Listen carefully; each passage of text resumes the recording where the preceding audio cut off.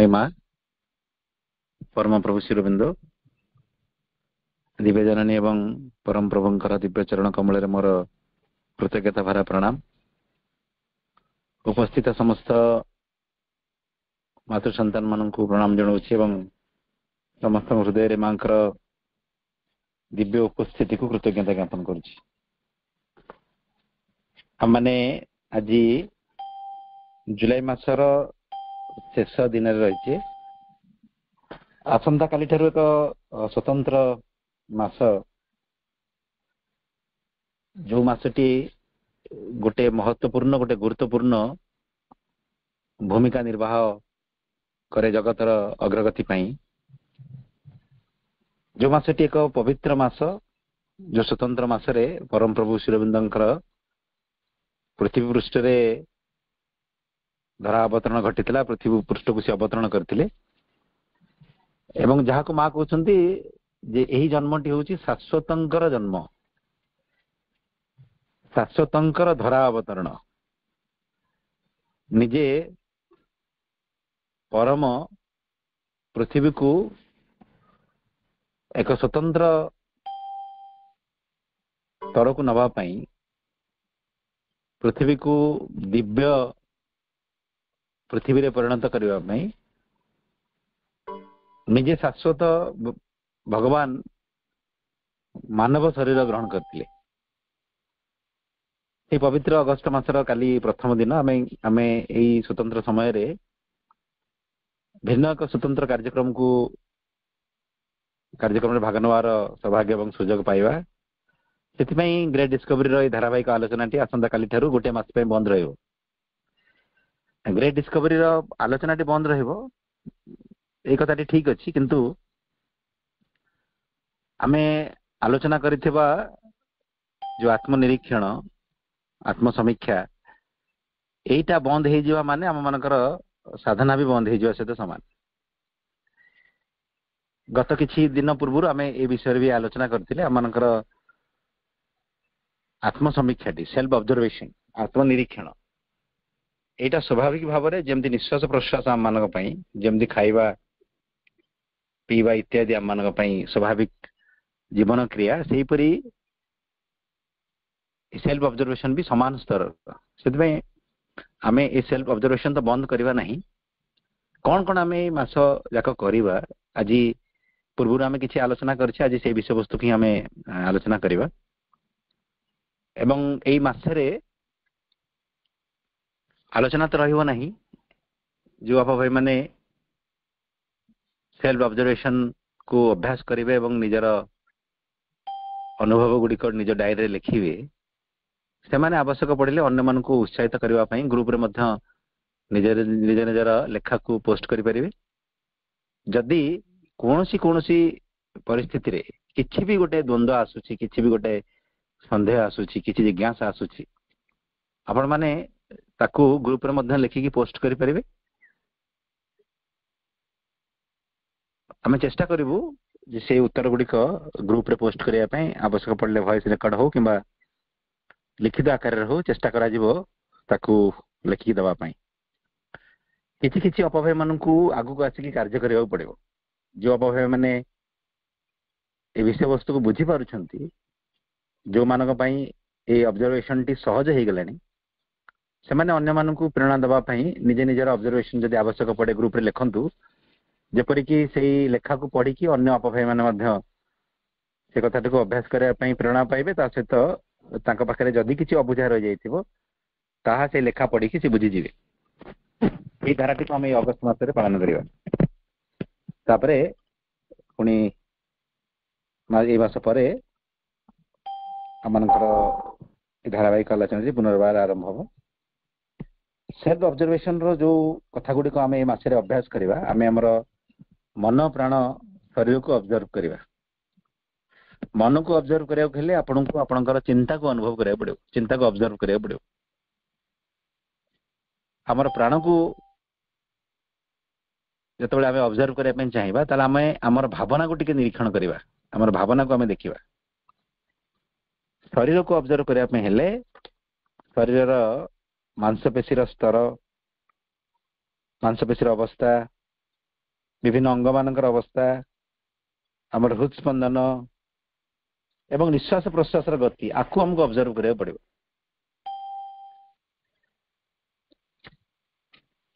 आमर मन को ऑब्जर्व करवा माने आमर चिंता को ऑब्जर्व करवा चिंतार हमको कौन कौन ऑब्जर्व करिया पड़िबो। आमे किछि समय बसी कि नीरव रे कौन चिंता करूछु आमे ताकू टिके निरीक्षण करवा। आखि बंद करी बसी चुपचाप देखिबा जे आमे कौन चिंता करूछु आम निजर चिंता को टिके निरीक्षण करवा। चिंता को निरीक्षण करवा समय रे आमे देखिबा प्रत्येक दिन करवा चिंता को निरीक्षण कला बेले आपन भीतर कौन कौन चिंता आसुची आपन ताकू लिखि भी पारिबे। कारण पर दिन जतबेले आपन पुनर्बार चिंता करके लिखिबे से 2 दिनर लेखा को तुलना करी आपन देखि पारिबे किछि किछि चिंता बारंबार आसुची। से कथा ही हमको द्वितीय प्रश्न में पचरा जाइछि जे किछि चिंता बारंबार आसे आमे ताकू देखि पारिबा सेतमे लिखिबा पड़िबो। किछि चिंता अछि बारंबार आसे किछि चिंता मझिरे मझिरे आसे ताकू सब हमको लिखिबा पड़िबो। जे प्रश्नटी पचरा जाइछि किछि स्वतंत्र चिंता आपनकर मन को बारंबार आसे कि तापर देखिबा जो चिंता गुडी आसुछि से चिंता गुडी सकारात्मक ना नकारात्मक नेगेटिव और पॉजिटिव ताको हमें लिखिबा। मो भितर गोटे चिंता बारंबार आसुछि से चिंताटी मोर अग्रगति सहायक किंवा बाधक नकारात्मक किंवा सकारात्मक चिंता। तापर मु देखिबी से चिंताटी कौन सी वस्तु संपर्क ना कौन घटना संपर्क बेले बेले किसी किसी वस्तु संपर्क आमर चिंता आसे गोटे गाड़ी मोर आवश्यक कि कौन कौन सी घर विषय चिंता आसो मोर ये घर टे दरकार किसी ना किसी ऑब्जेक्ट उपर चिंता आसो गोटे खाद्य पदार्थ तापर भी चिंता आसपे थॉट आसपे पुस्तक संपर्क थॉट आसपे किसी ऑब्जेक्ट किसी घटना संपर्क जने लोकों सहित आम भेटिलु किसी गोटे घटना घटिला से संपर्क भी किसी गोटे चिंता आसपे। तो आमको ऑब्जर्व करिया पड़िबो चिंताटी कौन सी घटना संपर्क ना चिंताटी कौन सी वस्तु संपर्क तापर आमको चिंता करिया पड़िबो से जो चिंताटी आम भीतर आसुछि आमको ऑब्जर्व करिया पड़िबो से चिंताटी अतीतर चिंता वर्तमान रो चिंता ना भविष्यत रो चिंता से चिंतार संपर्क का सहित रही मो जीवन में किसी घटी जाइतिबा कथा को मु चिंता करुछि ना वर्तमान जहाँ मो जीवन में घटुछि मु ताको चिंता करुछि ना जहाँ घटी नाही सेई घटिया को जाउथिबा कथाटी बा जहाँ आदौ घटी नाही सेमिति किसी घटना संपर्क में मु कल्पना करुछि कि गोटा किसी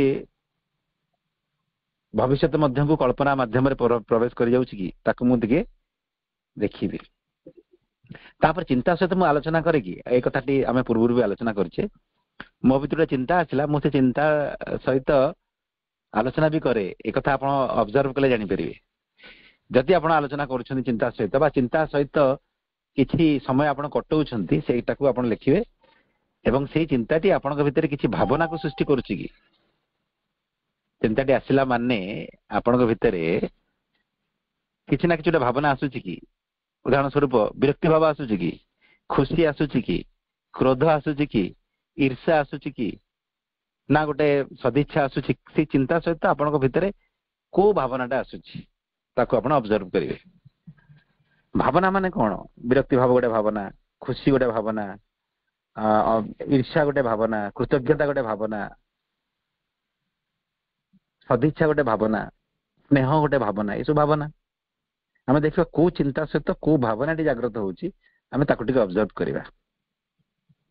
जेमती आम मन क्षेत्र में कथा ऑब्जर्व कले एक्जाक्टली प्राण क्षेत्र भी सैया आम आमर भावना को टिके ऑब्जर्व करवा भावनाटी को भावनाटी बारंबार आसुची ताकू भी ऑब्जर्व करवा से भावनाटी कौन सी वस्तु संपर्क ना कौन सी घटना संपर्क से भावनाटी निज संपर्क ना अन्य मानकर संपर्क एवं से भावनाटी को भलिया भावना सेटा विरक्तिकर भावना खुशी ईर्ष्या ना कृतज्ञतार भावना ना अन्य कौन भावना आम ताकू भी लिखिबा ଏବଂ ସେଇ ଭାବନା ଯେମିତି ଆମେ ଚିନ୍ତାକୁ ଅବଜର୍ଭ କରିଥିଲେ, ଚିନ୍ତା ଭିତରେ କୋଉ ଭାବନା ଜାଗ୍ରତ ହଉଛି ତାକୁ ଦେଖିବା ପାଇଁ ଚେଷ୍ଟା କରୁଥିଲେ, ଏଠି ଠିକ ଓଲଟାଟା ଦେଖିବା। କିଛି ଗୋଟେ ଭାବନା ଜାଗ୍ରତ ହେଲା ବେଳେ ସେଇ ଭାବନା ସହିତ ଗୋଟେ ଚିନ୍ତାର କିଛି ସମ୍ପର୍କ ରହୁଛି କି, ଆମେ ତାକୁ ଅବଜର୍ଭ କରିବା। ସେ ଭାବନା ସହିତ ଆମମାନଙ୍କର କିଛି ଆଲୋଚନା ଆରମ୍ଭ ହେଇଯାଉଛି କି, ଏବଂ କୌଣସି ଚିନ୍ତା ଆମର ଭାବନାକୁ ପ୍ରଭାବିତ କରୁଛି କି, କିଛି ସ୍ୱତନ୍ତ୍ର ଭାବନା ଏମିତି ଅଛି କି ଯୋଉ ଭାବନା ମୋ ଭିତରେ ଆସୁ ଆସୁ କିଛି ଗୋଟେ ଅତୀତର ସ୍ମୃତି ବି ତା ସହିତ ସେ ନେଇ ଆସୁଛି କେମିତି, ଆମେ ତାକୁ ଅବଜର୍ଭ କରିବାକୁ ପଡିବ। ମନ ପ୍ରାଣକୁ ଅବଜର୍ଭ କଲା ପରେ ପରେ ଆମେ ଆମର ଶରୀରର ଅବଜର୍ଭେସନ ଭିତରକୁ ଯିବା। ଶରୀରକୁ ଅବଜର୍ଭ କଲା ବେଳେ ଆମକୁ ଦେଖିବାକୁ ପଡିବ ଯେ ମୋର ମାଂସପେଶୀର ଅବସ୍ଥା କେମିତି। ମୁଁ ଟିକେ ମୋର ହାତ, ଗୋଡ, ପିଠି, ପେଟ, ଛାତି, ବେକ, ମୁହଁର ମାଂସପେଶୀକୁ ଟିକେ ଅବଜର୍ଭ କରିବେ। ମାନେ ରିଲାକ୍ସ ଅଛନ୍ତି ନା ଟେନ୍ସ ଅଛନ୍ତି, ଟିକେ ଅବଜର୍ଭ କରିବି। କାରଣ ଆମର ମନ ପ୍ରାଣ ର ପ୍ରଭାବ ଶରୀର ଉପରେ ରହିଥାଏ। ଆପଣଙ୍କୁ ଜଣେ ଗାଳି କରିଦେଲେ, ଆପଣଙ୍କ ଦୁଃଖୀ ଅଛନ୍ତି, ଆପଣ ସେ ଦୁଃଖୀ ଅବସ୍ଥାରେ ଆପଣ ଦୁଃଖୀ ଅଛନ୍ତି ବୋଲି ଆପଣଙ୍କର ମୁଖମଣ୍ଡଳରୁ ଜଣା ପଡିଯାଏ ଦୁଃଖଟା ଆପଣଙ୍କର ପ୍ରାଣରେ ରହିଛି। ସେଇ ପ୍ରାଣର ଦୁଃଖଟି ଆପଣଙ୍କର ଶରୀର ଉପରେ ବି ପ୍ରଭାବ ପକେଇଛି।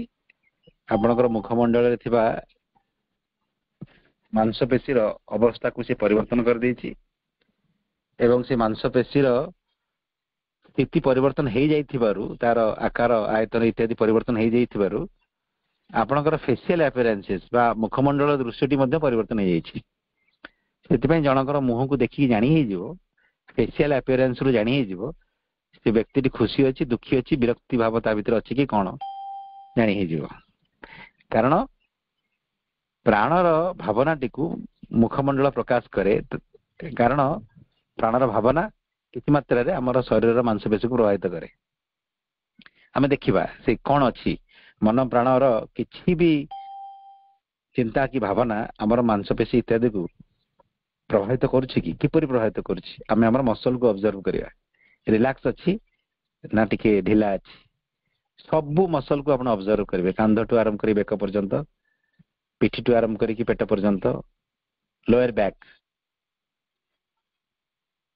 କୁ ଆପଣ ଅବଜର୍ଭ କରିବେ, ଲୋୟର ଆବଡୋମେନ୍ କୁ ଆପଣ ଅବଜର୍ଭ କରିବେ, ତଳପେଟ ଏବଂ ପିଠିର ଅଣ୍ଟାର ତଳ ଅଂଶକୁ ଅବଜର୍ଭ କରିବେ, ରିଲାକ୍ସ ଅଛି ନା ଟେନ୍ସ ଅଛି। ଆପଣ ଗୋଡର ମସଲକୁ ଅବଜର୍ଭ କରିବେ, ମୁଖମଣ୍ଡଳର ମସଲକୁ ଅବଜର୍ଭ କରିବେ, ହାତର ମସଲକୁ ଅବଜର୍ଭ କରିବେ, ଆପଣ ଛାତି ଏବଂ ପେଟର ମସଲକୁ ଅବଜର୍ଭ କରିବେ, ଆପଣଙ୍କର ମସଲ ରିଲାକ୍ସ ଅଛି କି କଣ। ଆଙ୍ଗୁଠିର ମସଲକୁ ଅବଜର୍ଭ କରିବେ, ସବୁ ମସଲକୁ ଆପଣ ଅବଜର୍ଭ କରିବେ, ରିଲାକ୍ସ ଅଛି କି ଟେନ୍ସ ଅଛି। ଆପଣଙ୍କର ମସଲ ଯଦି ଟେନ୍ସ ଅଛି, ଟିକେ ମସଲରେ କିଛି ଟେନସନ ଅଛି, କାହିଁକି ଅଛି, କି କୋଉ ଚିନ୍ତାଟି ଆପଣଙ୍କର ଶରୀର ଉପରେ ପ୍ରଭାବ ପକାଉଛି, କୋଉ ଭାବନାଟି ଆପଣଙ୍କର ଶରୀର ଉପରେ ଏପରି ପ୍ରଭାବ ପକାଉଛି, ତାକୁ ବି ଆପଣ ଅବଜର୍ଭ କରିବେ। ତାପରେ ହୃଦସ୍ପନ୍ଦନକୁ ଟିକେ ଅବଜର୍ଭ କରିବେ, ଆପଣଙ୍କର ହୃଦସ୍ପନ୍ଦନ ଜୋର ଜୋର ଚାଲୁଛି ନା ରିଲାକ୍ସ ଅବସ୍ଥାରେ ଚାଲୁଛି। ଆପଣଙ୍କର ପ୍ରଶ୍ୱାସ ନିଶ୍ୱାସକୁ ଅବଜର୍ଭ କରିବେ, ସେ ଗଭୀର ନା ଅଗଭୀର। ଆପଣ ଜୋର ଜୋରରେ ନିଶ୍ୱାସ ନେଇ ଚାଲିଛନ୍ତି ନା ପୁରା ନିଶ୍ୱାସ ପ୍ରଶ୍ୱାସଟି ପୁରା ଗଭୀର ଭାବରେ ଚାଲିଛି।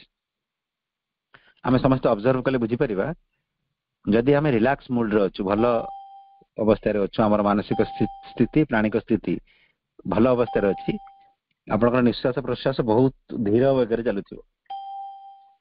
ହଠାତ୍ ଆପଣଙ୍କର ମାନସିକ ସ୍ଥିତି ଏବଂ ପ୍ରାଣିକ ସ୍ଥିତି ବଦଳିଯିବ, ଆପଣ ବିରକ୍ତି ଭିତରକୁ ପ୍ରବେଶ କରିଯିବେ, କ୍ରୋଧ ଭିତରକୁ ପ୍ରବେଶ କରିଯିବେ, କିମ୍ବା କୌଣସି ରଙ୍ଗ ଥଟ୍ ଭିତରକୁ ପ୍ରବେଶ କରିଗଲେ ଆପଣଙ୍କର ନିଶ୍ୱାସ ପ୍ରଶ୍ୱାସ ସ୍ଥାଲୋ ହେଇଯିବ, ଅଗଭୀର ହେଇଯିବ, ଜୋର ଜୋର ଚାଲିବ। ଆମେ ଶରୀରକୁ ଅବଜର୍ଭ କଲେ ମନ ପ୍ରାଣକୁ ବି ନିୟନ୍ତ୍ରଣ କରିପାରିବା। ଶରୀରର ଗୋଟାଏ ଜିନିଷକୁ ଆପଣ ନିୟନ୍ତ୍ରଣ କରିପାରିବେ,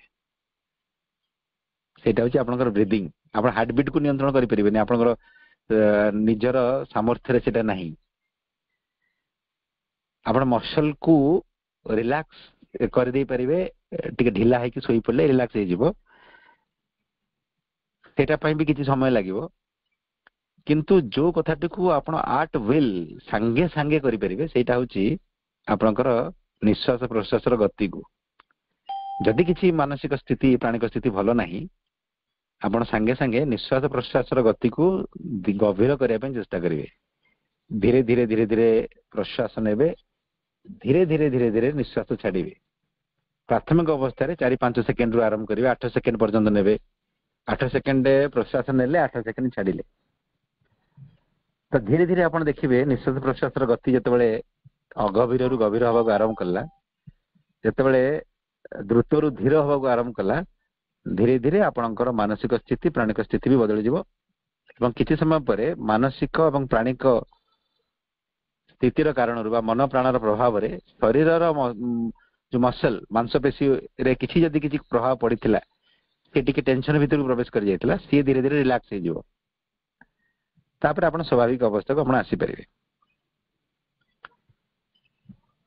शरीर को ऑब्जर्व करबा आवश्यक सेति निश्वास प्रश्वास गति को ऑब्जर्व करबा सेति आवश्यक कारण किछि मात्रा रे शरीर को नियंत्रण करी आमे मन प्राण को भी नियंत्रण करि परिबा विशेष भाव रे निश्वास प्रश्वास गति को आमे नियंत्रण करिकि मन प्राण को किछि मात्रा रे कंट्रोल कर दे परिबा एवं जेतबेले आमे मन प्राण शरीर ए तीनोटी जाक सत्ता को भल भाव रे ऑब्जर्व करूछे जो ऑब्जर्वेशन रो वर्कशीट मु आपन को पढे के सुनैली ताको आधार करी जेतबेले आमे रीतिमत ऑब्जर्व करूछु सेतबेले गोटे केवल उदाहरण आपण मानकु दिया गला आपण माने शरीर को आधार करी मन प्राण को कंट्रोल करछंती तो धीरे धीरे उल्टाटे भी हबो आपण प्राण को कंट्रोल करिवे जार प्रभाव रे मन शरीर कंट्रोल हो जिवो आपण मन को कंट्रोल करिवे जार प्रभाव रे शरीर प्राण भी कंट्रोल हो जिवो आपण निजे निजर नियंत्रक हवा को आरंभ करिवे कौन से एक सत्ता जी भल अवस्था रे अछि एका थरे के हमर तीनोटी जाक सत्ता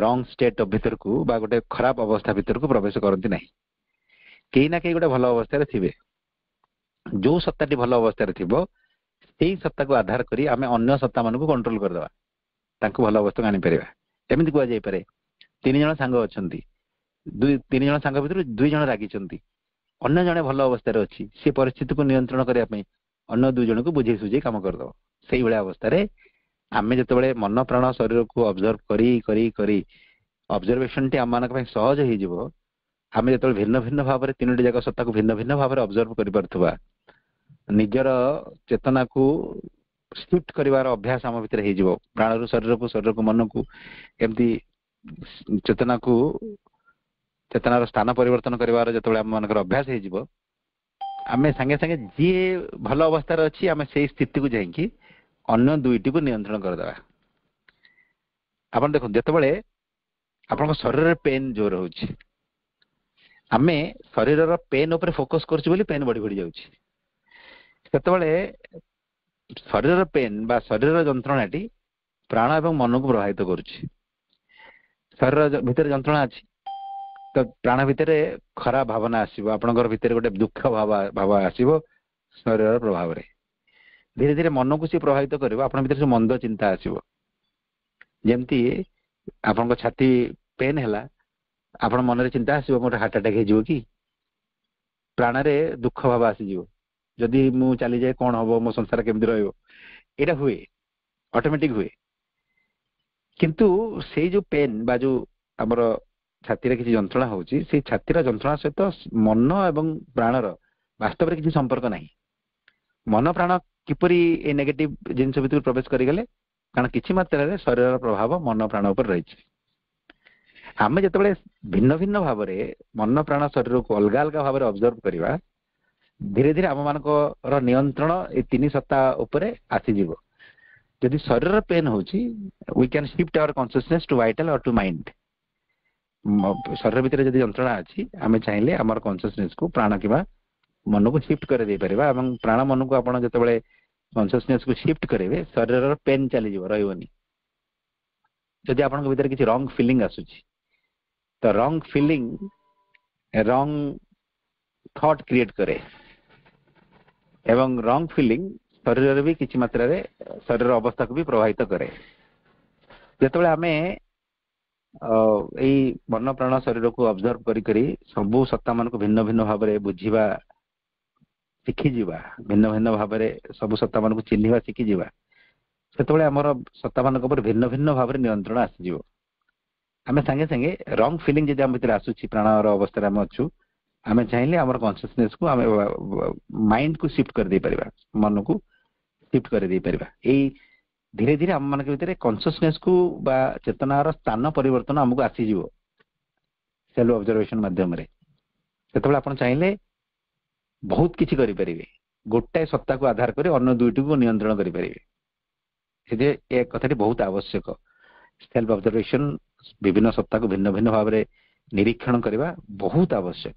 ମା ତାଙ୍କର ଏଇ ପେନ୍ କୁ ସିଫ୍ଟ କରିବାର ଉଦାହରଣ ବି ଦେଇଛନ୍ତି। ମା କହିଲେ ଯେତେବେଳେ ମୋର ଶରୀରରେ ପେନ୍ ହୁଏ, ମୁଁ ମୁଣ୍ଡରେ ପେନ୍ ହେଲେ ମୁଣ୍ଡର ପେନ୍ ଟାକୁ ପେଟକୁ ନେଇ ଆସେ, ପେଟର ପେନ୍ ଟାକୁ ଆଣ୍ଠୁକୁ ନେଇଯିବି, ଏମିତି ଶେଷକୁ ଶରୀର ବାହାରକୁ ପେନ୍ କୁ ନେଇଯିବି। ତାହେଲେ ପେନ୍ ଶରୀର ବାହାରକୁ ପଳେଇବ, କିଛି ଯନ୍ତ୍ରଣା ଆଉ ରହିବ ନାହିଁ। ଗୋଟେ ବହୁତ ସୁନ୍ଦର ଉଦାହରଣ ରହିଛି। ଜଣେ ମହାପୁରୁଷ, ମୁଁ ତାଙ୍କ ନାଁ ଭୁଲି ଯାଉଛି, ଗୋଟେ ହସ୍ପିଟାଲରେ ତାଙ୍କର ସର୍ଜରୀ ହବାର ଥିଲା। ସର୍ଜରୀ ହବାର ସମୟ ଆସିଗଲାଣି, କିନ୍ତୁ ଆନାସ୍ଥେସିଆ ଆଭେଲେବଲ ନାହିଁ। ଗୋଟେ ମାଇନର ସର୍ଜରୀ, କୌଣସି ଅଂଶରେ ତାଙ୍କର ଶରୀରରେ ବଥଟିଏ ଥିଲା, ତାକୁ ସର୍ଜରୀ କରିବାର ଅଛି। ତ ବିନା ଆନାସ୍ଥେସିଆରେ କେମିତି ସର୍ଜରୀ କରାଯିବ, ବହୁତ କଷ୍ଟ ହବ, ପେନ୍ ହବ।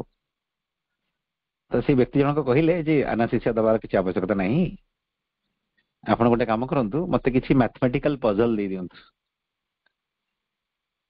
ଏବଂ ମୁଁ ପଜଲ କୁ ସଲ୍ଭ କରୁଥିବା ସମୟରେ ଆପଣ ଆପଣଙ୍କର ସର୍ଜରୀ କାମଟି ସାରିଦେବେ।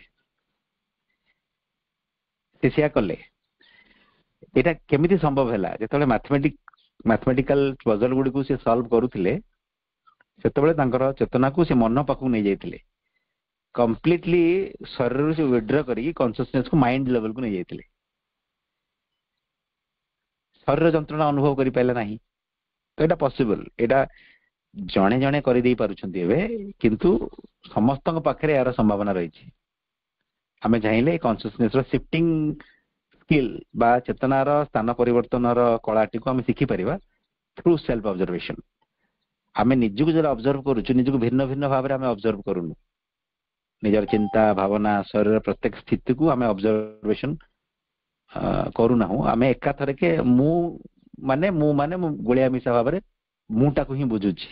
ଏକାଥରକେ ମନ, ପ୍ରାଣ, ଶରୀରକୁ ଗୋଳେଇ ମିଶେଇ ମୁଁ ମୋ ନିଜ ବୋଲି ଭାବି ଦେଇଛି। ମୋର ଭିତରେ ଯେ ଏଇ ତିନି ପ୍ରକାର ମୁଁ ରହିଛି, ବାହାରର ସ୍ତରରୁ ଅନ୍ତର ସ୍ତରରେ ଆଉ ଜଣେ ମୁଁ ଅଛନ୍ତି, ସେ କଥା ତ ଆମେ ପରେ ଆଲୋଚନା କରିବା। କେବଳ ବାହାର ସ୍ତରରେ ବି ଆମ ମାନଙ୍କର ତିନିଟା ମୁଁ ରହିଛି। ମୋର ତିନି ପ୍ରକାର ବ୍ୟକ୍ତିତ୍ୱ ମାନଙ୍କର ସମାହାରରେ ମୋର ବାହ୍ୟ ସତ୍ତାଟି ଗଠିତ ହେଇକି ରହିଛି, ମନ, ପ୍ରାଣ, ଶରୀର। ତାକୁ ମତେ ଭିନ୍ନ ଭିନ୍ନ ଭାବରେ ତିନୋଟି ଭିନ୍ନ ଭିନ୍ନ ସତ୍ତା ରୂପେ ଚିହ୍ନିକି ଅବଜର୍ଭ କରିବାକୁ ପଡିବ।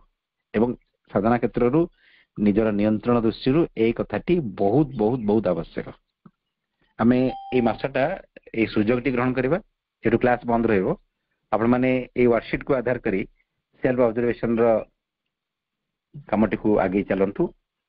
ମୁଁ ଚେଷ୍ଟା କରୁଛି କିଛି ଦିନ ଭିତରେ, ଦିନେ ଦୁଇ ଦିନ ଭିତରେ এই କଥାଟିକୁ ଓଡ଼ିଆରେ ଅନୁବାଦ କରି ଗ୍ରୁପରେ ପୋଷ୍ଟ କରିଦେବା ପାଇଁ। ଆପଣମାନେ ତାକୁ ଆଧାର କରି ନିଜର ଡାଏରୀକୁ ରେଗୁଲାରଲି, ସିନସିୟରଲି ଲେଖନ୍ତୁ, ମେଣ୍ଟେନ କରନ୍ତୁ। ପ୍ରତ୍ୟେକ ଦିନ ନିର୍ଦ୍ଦିଷ୍ଟ ସମୟରେ এই ପ୍ରଶ୍ନ ଗୁଡ଼ିକର ଉତ୍ତରକୁ ଲେଖନ୍ତୁ, ନିଜେ ପଢ଼ନ୍ତୁ କିଛି ସମୟ। ତଥାପି ବି ଯଦି କିଛି ଡିଫିକଲ୍ଟିଜ ରହୁଛି, ଆପଣମାନେ ଗ୍ରୁପରେ ମେସେଜ ଆକାରରେ ଦେଇପାରିବେ।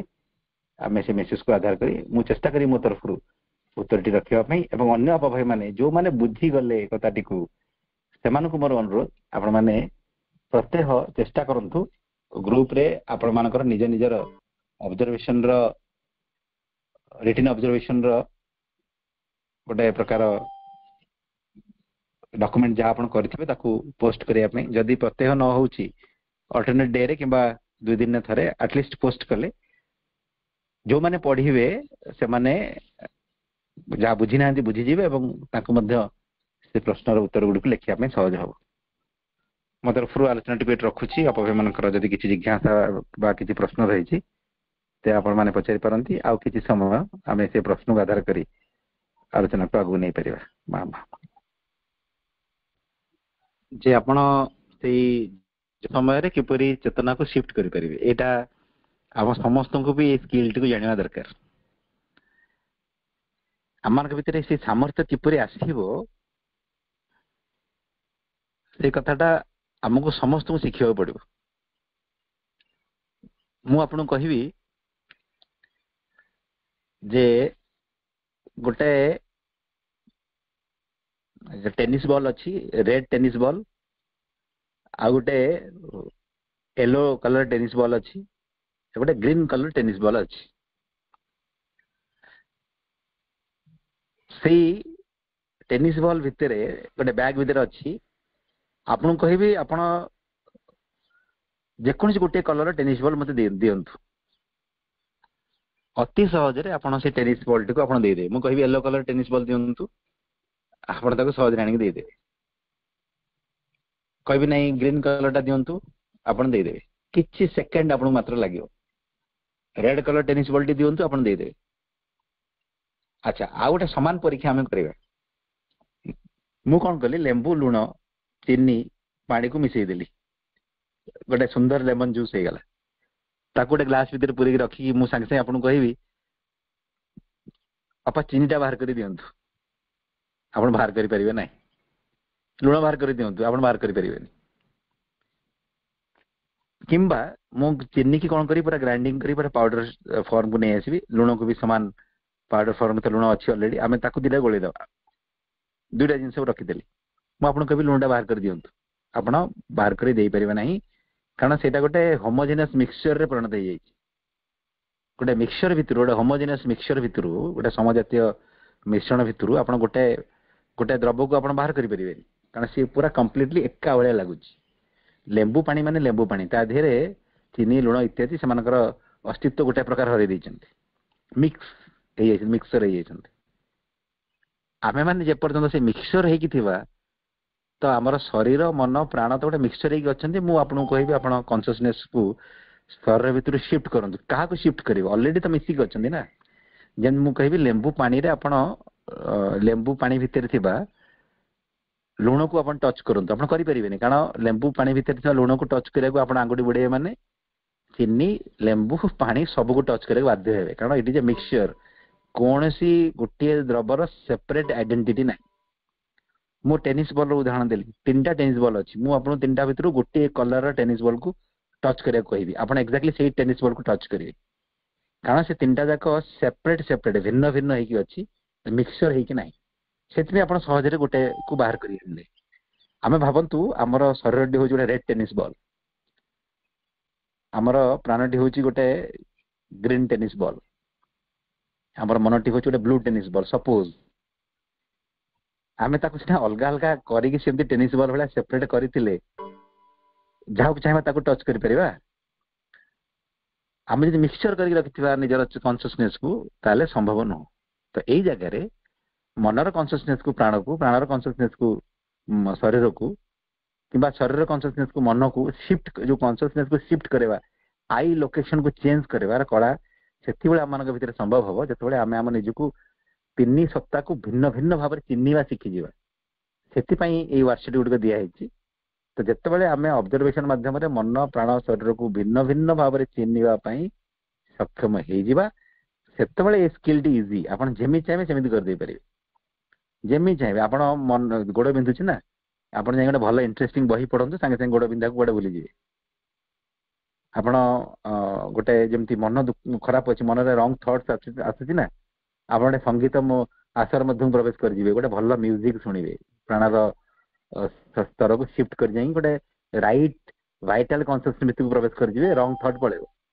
एई शिफ्टिंग कला आमे सेति बेले शिखिबा जेतले सेल्फ ऑब्जर्वेशन माध्यम रे आमे तीनोटी जाक सत्ता को पुंख भाव में भिन्न भिन्न भाव में डिटेल नॉलेज आमर सत्ता मान आसी जीवो।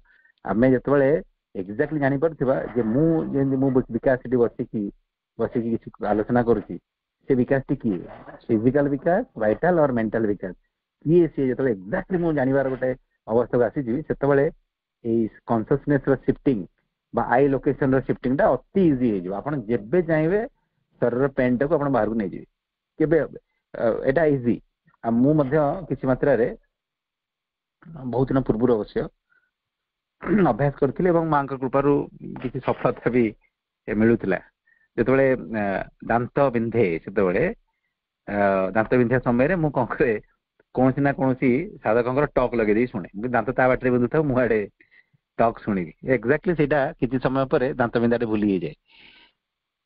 ମନଟା ଯେତେବେଳେ ଚେତନାଟି ମନକୁ ପଳାଏ, ଶରୀରରୁ ସିଫ୍ଟ ହେଇଯାଏ, ସେତେବେଳେ ସେଟା ସମ୍ଭବ ହେଇଯାଏ। କିନ୍ତୁ ଏଇଟା ପାଇଁ ଆମେ 100% ତ ସଫଳ ସମସ୍ତେ ହେଇପାରିନୁ। ମୁଁ ମଧ୍ୟ ଅକେଜନାଲି ଏ ଅବସ୍ଥାକୁ ଯଦି ବି ଯାଇପାରୁଛି ଡ୍ୟୁ ଟୁ ସେଲ୍ଫ ଅବଜରଭେସନ, ସତ୍ତା ମାନଙ୍କୁ ଭିନ୍ନ ଭିନ୍ନ ଭାବରେ ଚିହ୍ନିବାର ଯେହେତୁ ଗୋଟେ ଅଭ୍ୟାସ ରହିଛି, ସେତେବେଳେ ଯେବେ ଆମେ ଚାହୁଁଛୁ ମନକୁ ପ୍ରାଣକୁ ଶରୀରକୁ ଆମେ ସିଫ୍ଟ କରିଦେଇ ପାରୁଛୁ। ତେବେ ମନ ଖରାପ ହବ, କିଛି ନା କିଛି ରଙ୍ଗ ଥଟ୍ ଆସିଗଲା, କିମ୍ବା କେହି ଜଣେ ଆମକୁ ଗାଳି ଗୁଲଜ କରିଥିଲା, ଆମ ପ୍ରାଣରେ ଟିକେ କଷ୍ଟ ଅଛି, ଆପଣ ଅତି ଇଜିଲି ମନକୁ ପଳେଇ ଯାଇପାରିବେ। ସାଙ୍ଗେ ସାଙ୍ଗେ ଗୋଟେ ଟକ୍ ଶୁଣିବେ, ଗୋଟେ ବହିଟେ ସୁନ୍ଦର ବହିଟେ ପଢିବେ, ସାଙ୍ଗେ ସାଙ୍ଗେ ଆପଣଙ୍କୁ ଦୁଃଖ ଲାଗିବନି। କିନ୍ତୁ ଆମେ କଣ, ଦୁଃଖ ତ ଲାଗୁଛି ଜଣେ ଗାଳି କଲେ, ସେଇ ସମୟରେ ଆପଣଙ୍କର ମୁଣ୍ଡ ବି ବିନ୍ଧିବ। ତାମାନେ ପ୍ରାଣର କଷ୍ଟଟାକୁ ଶରୀରକୁ ବି ନେଇଗଲେଣି। ଆପଣ ମନ ଭିତରେ ରଙ୍ଗ ଥଟ୍ ବି ଆସିବ, ସେ ଲୋକଙ୍କ ବିରୁଦ୍ଧରେ କିଛି ମନ୍ଦ ଚିନ୍ତା ବି ଆସିଯିବ। ତାମାନେ ଗୋଟାଏ ସତ୍ତାକୁ ଟାର୍ଗେଟ କରାଗଲା। ଆପଣ କଣ କରୁଛ, ସେଇ ଚେତନାଟି କଣ କଲା, ତିନିଟି ଯାକ ସତ୍ତାକୁ ମାଡି ବସିଲା। ତାର କାରଣ ଆମେ ମାନେ ମିକ୍ସଚର ହେଇକି ଅଛୁ। ସେଥିପାଇଁ ପ୍ରଥମେ ଆମ ନିଜର ଭିତରେ ଥିବା ମନ ପ୍ରାଣ ଶରୀର ଯିଏ ମିକ୍ସଚର ହେଇକି ଅଛି, ସେଇ ମିଶ୍ରଣ ଗୁଡିକୁ ପୃଥକ କରିବାକୁ ପଡିବ। ମନ ଗୋଟେ ଜାଗାରେ, ପ୍ରାଣ ଗୋଟେ ଜାଗାରେ, ଶରୀର ଗୋଟେ ଜାଗାରେ କରିପାରିଲେ we can easily shift our consciousness to one being to another. ସେଇଥିପାଇଁ ମୁଁ ବହୁତ ଥର ବି ଆପଣ ମାନଙ୍କୁ କହିଛି ଯେ ସେଲ୍ଫ ଅବଜରଭେସନ ବା ଆତ୍ମ ସମୀକ୍ଷା, ଆତ୍ମ ନିରୀକ୍ଷଣଟି ବାସ୍ତବରେ ବହୁତ ଗୁରୁତ୍ୱପୂର୍ଣ୍ଣ। ଆମେ ଭାବିବା ନାହିଁ ଗୋଟେ ଛୋଟିଆ କଥାଟେ ବା ଗୋଟେ ମାନେ ଗୋଟେ କଣ ସାଧାରଣ କଥାଟିଏ। ଏହା ଏମିତି ଏକ ଅସାଧାରଣ ଅଭ୍ୟାସ, ଏହା ଦ୍ୱାରା ଆମର ସାଧନା ବାସ୍ତବରେ ବହୁତ ସହଜ ଏବଂ ସରଳ ହେଇଯିବ।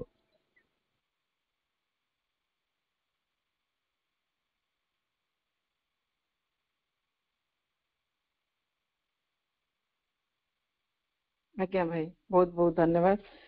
ଭାଇ ମୁଁ ବି ମାର୍କ କରିଛି ବେଳେ ବେଳେ ଯେତେବେଳେ ମାଇଣ୍ଡ ଟେନସନ ଥାଏ, ଆପଣ ଯେମିତି କହିଲେ କି ମାଙ୍କ ମ୍ୟୁଜିକ ହଉ କି କିଛି ଟକ୍ ଅପମାନଙ୍କର ଶୁଣିଲେ ଟିକେ ରିଲାକ୍ସ ଲାଗେ, କିନ୍ତୁ ଯେତେବେଳେ ଶରୀରରେ ବାଧାଟା ଆସେ, ଶରୀର ଯେତେବେଳେ ପେନ୍ ହୁଏ, ସେଇ ଟାଇମରେ ଟିକେ କମ ମାନେ ମାଇଣ୍ଡ ଟା ଟିକେ ଡିଷ୍ଟର୍ବ ରହେ ବୋଲି ମତେ ଯେତିକି ମୁଁ ଅନୁଭବ କରିଛି। ମୁଁ ସେ ଭାବୁଥିଲି କି ତାହେଲେ କଣ ମାନସିକ ଯୋଉ ଟେନସନ ବା ମାନସିକ କଷ୍ଟ ଠାରୁ ଶାରୀରିକଟା କଣ ଅଧିକ। କିନ୍ତୁ ଧନ୍ୟବାଦ, ଆପଣଙ୍କ ଆଲୋଚନା ରୁ ଜାଣିଲୁ କି ନାଇଁ, ସବୁ ସମାନ। ଆମେ ଖାଲି ସେଲ୍ଫ ଅବଜରଭେସନରେ ଆମେ ନିଜେ ଯେତେବେଳେ ଜାଣିଯିବା ସବୁ ଜିନିଷଟା, ତାହେଲେ ସମାନ ଅଛି। ଧନ୍ୟବାଦ ଭାଇ। ଆଉ ଯଦି କୋଉ ଅପା ଭାଇଙ୍କର କିଛି କୋଶ୍ଚିନ୍ ଅଛି ଆପଣ ମାନେ ରଖିପାରିବେ। ଗୋଟିଏ ଜଷ୍ଟ ଖାଲି ଗୋଟିଏ କଥା ମୁଁ କହୁଛି ଯେ କୌଣସି ସତ୍ତାର ପେନ୍ ଯେମିତି ଆପଣ କହିଲେ ମାନେ ଅଧିକା କିମ୍ବା କମ ନୁହଁ, କିନ୍ତୁ ଯିଏ ଯୋଉ କନସିୟସନେସ ରେ ଅଧିକାଂଶ ସମୟ ରହେ ତାକୁ ସେଇ ପେନ୍ ଟା ବେଶୀ ଲାଗିବ। ଯୋଉମାନେ ସବୁବେଳେ ଫିଜିକାଲ କନସିୟସନେସ ରେ ରୁହନ୍ତି ସେମାନଙ୍କୁ ଫିଜିକାଲ ପେନ୍ ଟା ବେଶୀ ବଡ ଲାଗେ। ଯିଏ ଭାଇଟାଲ କନସିୟସନେସ ରେ ରହିବ ତାକୁ ଭାଇଟାଲ ପେନ୍ ଟା ବହୁତ ଅଧିକା ଲାଗିବ। ଯିଏ ମେଣ୍ଟାଲ କନସିୟସନେସ ରେ ରହେ ତାକୁ ମେଣ୍ଟାଲ ପେନ୍ ଟା ବେଶୀ ଗୁରୁତ୍ୱପୂର୍ଣ୍ଣ ବୋଲି ଲାଗେ, ବେଶୀ ବଡ ବୋଲି ଲାଗେ। ତ କୋଉ ଯନ୍ତ୍ରଣାଟା ଆମକୁ ବଡ ଲାଗିବ, କୋଉ ଯନ୍ତ୍ରଣାଟି କମ ଲାଗିବ, ସେଇଟା ଆମ ମାନଙ୍କର ଚେତନାର ସ୍ତର ଉପରେ ନିର୍ଭର କରେ। ଆପଣ ଦେଖିବେ ଯେମିତି ଏବେ ଗୋଟେ ନୂଆ ସିନେମା ଆସିଥିଲା ସାମ ବାହାଦୁର, ଆପଣ ମାନେ ଦେଖିଥିବେ, ବହୁତ ଇଣ୍ଟରେଷ୍ଟିଂ ସିନେମାଟି। ଏହା ଏକ ରିଅଲ ଷ୍ଟୋରି। ଯୋଉ ସାମ ମାନିକ ଥିଲେ ଆମର ଇଣ୍ଡିପେଣ୍ଡେଣ୍ଟ ଇଣ୍ଡିଆର ପ୍ରଥମ ମେଜର ଜେନେରାଲ ଆର୍ମି ଚିଫ, ତାଙ୍କରି ଜୀବନୀ ଉପରେ ଆଧାରିତ ଏଇ ସିନେମାଟି। ଏବଂ ତାଙ୍କୁ ଜଣେ କିଏ ସୋଲଜର ତାଙ୍କୁ ସାମ ବାହାଦୁର ବୋଲି ଡାକିଥିଲା ଏବଂ ସେ ଏଇ ନାଁ ଟାକୁ ତାଙ୍କୁ ବହୁତ ପସନ୍ଦ ଆସିଲା। ସେ ଯୋଉ ସାମ ବାହାଦୁର, ସାମ ମାନିକ ତାଙ୍କର ଜୀବନରେ ଏମିତି ଗୋଟେ ଘଟଣା ଘଟିଲା ଯେ ଯେତେବେଳେ ଇଣ୍ଡିଆ ଚାଇନା ୱାର ହଉଥିଲା ସେ ସମୟରେ ତାଙ୍କର ଶରୀର ଭିତରେ ଗୋଟେ ଚାଇନିଜ ସୋଲଜର ପାଖାପାଖି 10-15 ରାଉଣ୍ଡ ଖଣ୍ଡେ ଫାୟରିଂ କରିଥିଲା ଏବଂ ସେ ଅବସ୍ଥାରେ ବି ସେ ବଞ୍ଚିଲେ ଏବଂ ତାପରେ ଟ୍ରିଟମେଣ୍ଟ ହେଲା ଏବଂ ସେ ସୁସ୍ଥ ହେଲେ, ପୁଣି ପୁନର୍ବାର ଆର୍ମିକୁ ଜଏନ କଲେ। ଏ ତାଙ୍କ ଜୀବନରେ ଏମିତି ଗୋଟେ ଘଟିଥିଲା। ଦିନେ କଣ ହେଲା, ସେ ଯେତେବେଳେ ଆର୍ମି ଚିଫ ଥିଲେ ସେ ସମୟରେ କୌଣସି ଏକ ଆର୍ମି ଅପରେସନ ପରେ ପରେ ଯୋଉ ଇଞ୍ଜୁରି ହେଇଥିବା ସୋଲଜର ମାନଙ୍କୁ ଭେଟିବା ପାଇଁ ସେ ହସ୍ପିଟାଲ ଯାଇଥିଲେ। ଗୋଟେ ସୋଲଜର ଆଣ୍ଠୁରେ ଜଙ୍ଘରେ ଗୁଳି ବାଜିଛି ଏବଂ ସେ ଜୋରରେ ଚିତ୍କାର କରୁଛି। ଏ ତା ପାଖକୁ ଗଲେ, କହିଲେ କାହିଁ ତୁ ଚିତ୍କାର କରୁଛୁ? ସେ କହିଲା କି ଯେ ମୋ ଗୋଡରେ ଗୁଳି ବାଜିଛି। ସେ ପଚାରିଲେ କେତେଟା ଗୁଳି ବାଜିଛି? ସେ କହିଲା ଗୋଟାଏ ଗୁଳି ବାଜିଛି। ଇଏ କହିଲା ଗୋଟାଏ ଗୁଳି ବାଜିଛି, ମୋ ଭିତରେ 10ଟା ନା 15ଟା ଚାଇନିଜ ବୁଲେଟ ପଶିଥିଲା। ସେତେବେଳେ ମୁଁ ବଡ ପାଟିରେ ଗୀତ ଗାଉଥିଲି। ତାମାନେ ସେ ଯୋଉ ଆର୍ମି ପର୍ସନ ମାନେ ସେମାନେ ଏତେ ଭାଇଟାଲି ଷ୍ଟ୍ରଙ୍ଗ, ତାଙ୍କର ଫିଜିକାଲ ପେନ୍ ତାଙ୍କ ପାଇଁ କିଛି ବି ନୁହଁ, ନଥିଙ୍ଗ। ଆପଣ ଦେଖିବେ ଯୋଉ ଯାହାକୁ କୁହାଯାଏ ରାଟ୍ ମ୍ୟାନ୍ ବୋଲି କୁହାଯାଏ, ଯୋଉ ସେଇ ଲୋକମାନେ ତ ସେମାନଙ୍କ ସଂଖ୍ୟା ବହୁତ କମ ଏବେ, କାରଣ ସେଇ କାମଟାକୁ ଏବେ ସୁପ୍ରିମକୋର୍ଟ ବ୍ୟାନ୍ କରିଦେଇଛି। ଯୋଉମାନେ ରାଟ୍ ମ୍ୟାନ୍ ମାନେ ଯୋଉମାନେ ସବୁ ପାହାଡ ଖୋଳନ୍ତି, ଟନେଲ ତିଆରି କରନ୍ତି, କେତେ କଷ୍ଟ କହିଲେ, ଖାଇ ନଥିବେ ପିଇ ନଥିବେ, ସକାଳୁ ଯାଇକି ଟନେଲ ଖୋଳିବେ, ପଥର ଭାଙ୍ଗନ୍ତି। ଏବେ ଯୋଉ ଗୋଟେ ଟନେଲରେ ଆମର ଶ୍ରମିକ ମାନେ ଫସିଥିଲେ, ଫାଇନାଲି କୋର୍ଟର ପରମିଶନରେ ସେଇ ଲୋକମାନଙ୍କୁ ସେ ଗାଁରୁ ଅଣାଯାଇଥିଲା ଏବଂ ସେମାନେ ସେଇ ଖୋଦେଇ କାମରେ ଆର୍ମି ପର୍ସନ ମାନଙ୍କୁ ସାହାଯ୍ୟ କଲେ। ସେମାନଙ୍କୁ ଫିଜିକାଲ ପେନ୍ କିଛି ନୁହଁ, ତାଙ୍କର ଗୋଡରେ ପଥର ପଡିଯିବ, ମୁଣ୍ଡ ଫାଟିଯିବ, ତଥାପି ସେମାନେ କାମ କରିବେ, କାରଣ ସେମାନଙ୍କର କନସିୟସନେସ ଭାଇଟାଲରେ ଥାଏ। ସେମିତି ଯୋଉମାନଙ୍କର ମେଣ୍ଟାଲ କନସିୟସନେସ ରେ ବୈଜ୍ଞାନିକ ମାନେ ନିଜର ଗବେଷଣା କରିବା ସମୟରେ ଏମିତି ମଜି ଯାଆନ୍ତି ଯେ ସେମାନଙ୍କର ମୁଣ୍ଡ ବିନ୍ଧୁଛି, ପେଟ ଟାଣୁଛି, ଖାଇ ନାହାନ୍ତି, ପାଣି ନାହିଁ, ପିଇ ନାହାନ୍ତି, ଶୋଷ ଲାଗୁଛି, ସେଠି ତାଙ୍କର ଏସି ଟା କାମ କରୁନି, ସିଏ ଗରମରେ ଅଛନ୍ତି, କିଛି ଆବସଲ୍ୟୁଟଲି କିଛି ଜାଣିପାରନ୍ତିନି, କାରଣ ସେମାନେ କମ୍ପ୍ଲିଟଲି ମେଣ୍ଟାଲ କନସିୟସନେସକୁ ପଳେଇଥାନ୍ତି। କିନ୍ତୁ ଧର ଗୋଟେ ଭାଇଟାଲ ପେନ୍, ଯିଏ ଭାଇଟାଲ କନସିୟସନେସରେ ରହିବ, ଏ ଆର୍ମି ଲୋକମାନଙ୍କୁ ଆପଣ ତାଙ୍କର ଆତ୍ମସମ୍ମାନକୁ ଆଘାତ କରନ୍ତୁ, ସେମାନେ ବହୁତ କଷ୍ଟ ପାଇବେ। ଗୋଟେ ଯେତେବେଳେ ଗୋଟେ ବୈଜ୍ଞାନିକ ତାଙ୍କର କନସେପ୍ଟ ଯେତେବେଳେ ଡିସପ୍ରୁଭ ହେଇଯିବ, ଭୁଲ ପ୍ରମାଣିତ ହେଇଯିବ, ସେ କଷ୍ଟ ପାଇବେ। ମେଣ୍ଟାଲ ଲେଭେଲରେ ଯୋଉମାନେ ରହନ୍ତି, ମେଣ୍ଟାଲ ପେନ୍ ଟା ତାଙ୍କ ପାଇଁ ବଡ, ଭାଇଟାଲ ଲେଭେଲରେ ଭାଇଟାଲ ପେନ୍ ବଡ। ଫିଜିକାଲ ଲେଭେଲରେ ଯୋଉମାନେ, କିଛି ଲୋକ ଅଛନ୍ତି ତାଙ୍କର କେବଳ ଏଇ ନିମ୍ନ ଚେତନା, ତାଙ୍କର ଶାରୀରିକ ଚେତନାରେ ସେମାନେ ରହନ୍ତି। ଟିକେ ଦାନ୍ତ ବିନ୍ଧିଲେ, ମୁଣ୍ଡ ବିନ୍ଧିଲେ ସେମାନେ ଛଟଛଟ ହେବେ, ଲିଟିଲ ପେନ୍ ତାଙ୍କ ପାଇଁ ବହୁତ ବଡ ହେଇଯିବ। ତ ଆମକୁ ନିର୍ଭର କରୁଛି ଯେ ଆମେ କୋଉ କନସିୟସନେସରେ ରହୁଛୁ। ଏବଂ ଯୋଉମାନେ ସାଇକିକ ଲେଭେଲକୁ ପଳାନ୍ତି, ସେମାନଙ୍କ ପାଇଁ ମାନ ଅପମାନ, ଶାରୀରିକ ରୋଗ, କଷ୍ଟ, ମାନସିକ ଦୁଶ୍ଚିନ୍ତା, ଏଇଟା ତାଙ୍କ ପାଇଁ କିଛି ବି ନୁହଁ, କିଛି ବି ନୁହଁ। ଏମିତି ଅନେକ ଉଦାହରଣ ସବୁ ରହିଛି। ବାବାଜୀ ମହାରାଜଙ୍କର ଆପଣ ପଢିବେ, ଯୋଉ ମୋର ଶରୀରର ଅନୁଭୂତି, ଯୋଉ ସେଲୁଲାର ଟ୍ରାନ୍ସଫର୍ମେସନ ତାଙ୍କର ହଉଥିଲା, ସେ ସମୟରେ ଯୋଉ ଅନୁଭୂତି ସେ କହିଛନ୍ତି, ସେ ମୋର ଜୀବନ କାଳ ଭିତରେ ମୁଁ ବଞ୍ଚିଥିବା ସମୟରେ ଏଇ ବହିଟିକୁ ପବ୍ଲିଶ କରିବ ନାହିଁ, କାରଣ ତାକୁ ଯିଏ ପଢିବ ସେ ସାଧନାରେ ଡିସ୍କରେଜ ହେଇଯିବ, ଯେ ଏତେ ପେନ୍, ଏତେ ଅଦ୍ଭୁତ ପେନ୍। ତାଙ୍କ ପାଇଁ ସେଟା କିଛି ନଥିଲା। ଆମେ ଅମୃତାଙ୍କର କାହାଣୀ ଶୁଣିଛୁ, ହାର୍ଟ ଆଟାକ୍ ହେଲା ଏବଂ ହାର୍ଟ ଆଟାକ୍ ସମୟରେ ସେ କହିଲେ ମୋ କିଛି ହେଇନି, ମାଇ ସୁଇଟ୍ ହାର୍ଟ ହାଜ ଗିଭେନ ମି ଏ ଲିଟିଲ ଟ୍ରବଲ। ହାର୍ଟ ଆଟାକ୍ ଟା ତାଙ୍କ ପାଇଁ କିଛି ନୁହଁ। ନଳିନ୍ଦା ଗୋଟେ ଜାଗାରେ ଛିଡା ହେଲେ 15-20 ମିନିଟ୍ ପର୍ଯ୍ୟନ୍ତ ଅନେକ ଅଶ୍ଳୀଳରୁ ଅଶ୍ଳୀଳତମ ଭାଷାରେ ଜଣେ ବ୍ୟକ୍ତି ତାଙ୍କୁ ଗାଳି ଗୁଲଜ କଲେ। 15 ମିନିଟ୍ ପରେ ସେ ବ୍ୟକ୍ତି ଗାଳି କରି କରି ଥକିଗଲା ପରେ ନଳିନ୍ଦା ପଚାରୁଛନ୍ତି, ତୁମର ଗାଳି ଯଦି ସରିଗଲାଣି, ମୋର କାମ ଅଛି, ମୁଁ ଯାଉଛି। କିଛି ନାହିଁ, ହସି ହସି, ନଥିଙ୍ଗ। ଯୋଉମାନେ ସାଇକିକ ଲେଭେଲରେ ରୁହନ୍ତି, ନା ତାଙ୍କୁ ମେଣ୍ଟାଲ ପେନ୍, ନା ଫିଜିକାଲ ପେନ୍, ନା ଭାଇଟାଲ ପେନ୍ କିଛି ଆଫେକ୍ଟ କରେ ନାହିଁ। ତ ଆମେ ଆମର କନସିୟସନେସକୁ ଯେତେବେଳେ 3ଟି ସତ୍ତାରୁ ନେଇକି ସାଇକିକକୁ ସିଫ୍ଟ କରିଦେବା, ସେ ସୁଯୋଗ ଆଗକୁ ଆମ ପାଇଁ ଅଛି। ନିର୍ଭର କରେ ଆମମାନଙ୍କର ନିଷ୍ଠା କେତେ ରହିଛି। ଯେତେବେଳେ ଏଇ ଫର୍ଚୁନେଟ ଅବସ୍ଥାକୁ, ସୌଭାଗ୍ୟ ଅବସ୍ଥାକୁ ଆମେ ଚାଲିଯିବା, ଆମମାନଙ୍କ ପାଇଁ ମାନସିକ, ପ୍ରାଣିକ ଏବଂ ଶାରୀରିକ ଯନ୍ତ୍ରଣା ଗୁଡିକ ଆମ ପାଇଁ ସମ୍ପୂର୍ଣ୍ଣ ଭାବରେ ମୂଲ୍ୟହୀନ ହେଇଯିବ।